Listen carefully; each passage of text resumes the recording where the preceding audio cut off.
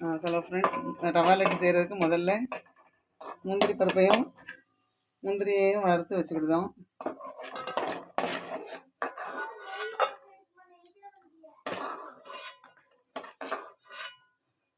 கரைஞ்சிட்டு இப்போ ரவையை நல்லா நைஸாக வறுத்துக்கலாம். கறியை விட்டுறக்கூடாது. முந்திரி பருப்பும் வறுத்த எண்ணெய் அந்த நெய்யிலையும் வறுக்கும்.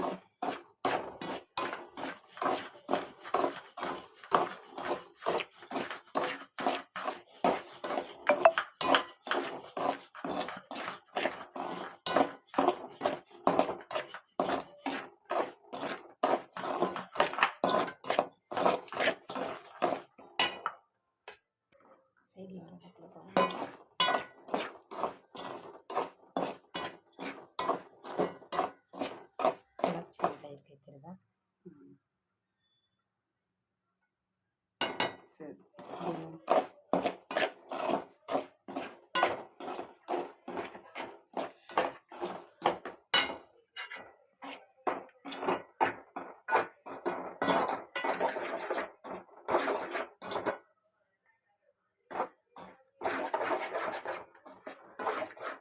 பால் சூடாக்கிட்டு இருக்கு. கொஞ்சோண்டு பால் கடைசியில் ஊற்றணும்.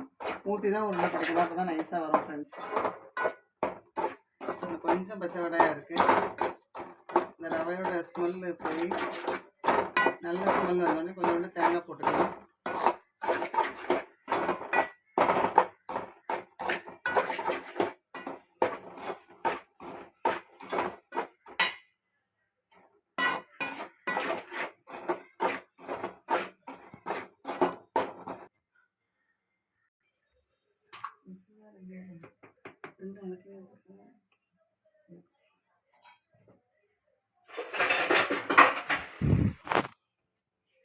பாருங்கள், அப்போ இருந்ததுக்கு இப்போ நல்ல கலர் சேஞ்ச் ஆகிட்டு இப்போது கொஞ்சம் தேங்காய் திருவள்ளு தூக்கி போட்டு கிண்டிக்கலாம்.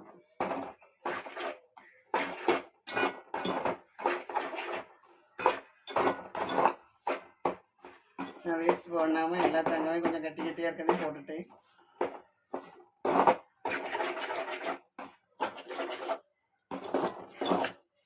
கட்டி சாப்பிட்றதுக்கு நல்லாயிருக்கும்.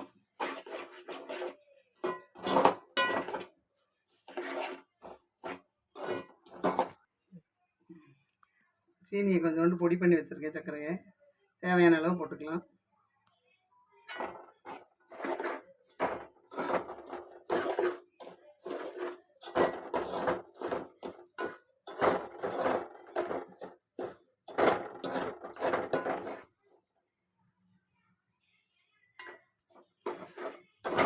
இப்போ சூடான பால் கொஞ்சம் ஊற்றிக்கலாம் பதத்துக்காக.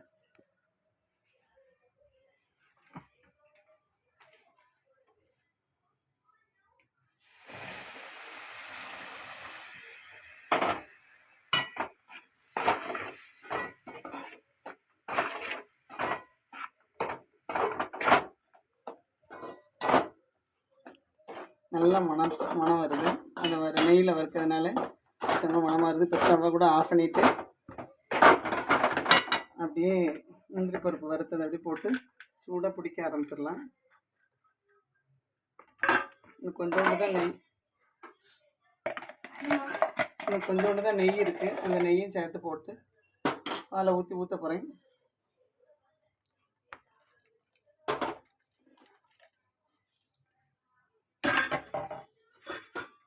சரி, நம்ம அப்படியே சூடாக நம்ம பிடிச்சிடலாம்.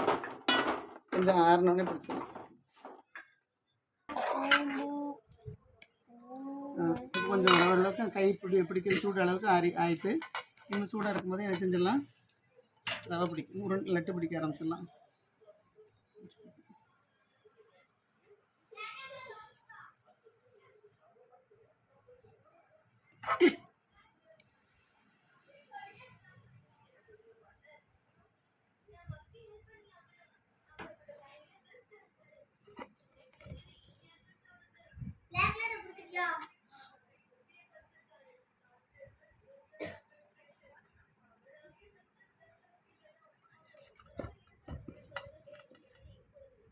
கொஞ்சம் பால் எடுத்துகிறேன்.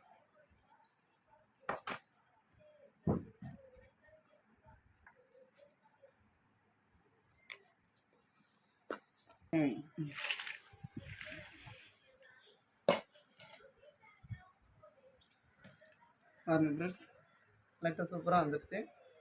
பிச்சு பார்த்தாலுமே பாருங்கள் சாஃப்டாக இருக்கும். ரொம்ப டேஸ்ட்டாகவும் இனிப்பாகவும் அழகாக இருக்குது. இதே மாதிரி நீங்களும் ட்ரை பண்ணுங்கள். ட்ரை பண்ணி சாப்பிட்டு பார்த்து கமெண்ட்ஸ் பண்ணுங்கள். வீடியோவை ஷேர் பண்ணுங்கள், சப்ஸ்கிரைப் பண்ணுங்கள். தேங்க்யூ. பாய்.